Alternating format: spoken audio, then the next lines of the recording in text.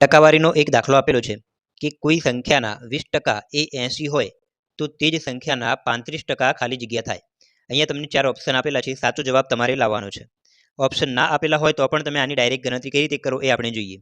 સૌથી પહેલા કોઈ સંખ્યાના 20% 80 આપેલા છે, એ આપણને સંખ્યા ખબર નથી, તો તમે અહીંયા પહેલા સંખ્યા લાવવાના અને પછી એ સંખ્યાના 35% નીકાળો તો પણ તમે એનો જવાબ મળી જાય. પણ આપણે શું કરીએ, ડાયરેક્ટલી લખીએ કે સંખ્યાના 20% તમને આપેલા છે, 20% બરાબર 80 થાય છે. આપણે લાવવાના છે કે સંખ્યાના 35% કેટલા થાય, તો આપણે ડાયરેક્ટલી લખીએ કે 35% બરાબર કેટલા થાય. હવે 35 ગુણ્યા 80 કરીએ, 35 ગુણ્યા 80 અને આને આપણે 20 વડે ભાગી દઈએ, તો અહીંયા લખીએ 20. સાદું રૂપ આપીએ તો 20 ચોક 80, અહીંયા આવી જાય 4. 35 ગુણ્યા 4 કરીએ તો મિત્રો આનો જવાબ મળે છે 140. તો આ 140 એ આપણને જવાબ મળી ગયો કે એ સંખ્યાના 35% કેટલા થાય, તો 140 થાય. ઓપ્શનમાં જોઈએ તો ઓપ્શન નંબર બી ની અંદર આપણને સાચો જવાબ આપેલો છે.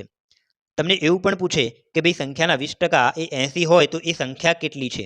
હવે મિત્રો સંખ્યા લાવવી હોય તો સંખ્યા હંમેશા 100% હોય, આખી સંખ્યા 100% હોય. તો તમારે શું કરવાનું, સંખ્યા લાવવા માટે 20% બરાબર 80, તો 100% બરાબર કેટલા થાય એ રીતે ગણતરી કરી અને 100%ની કિંમત તમે શોધી શકો છો.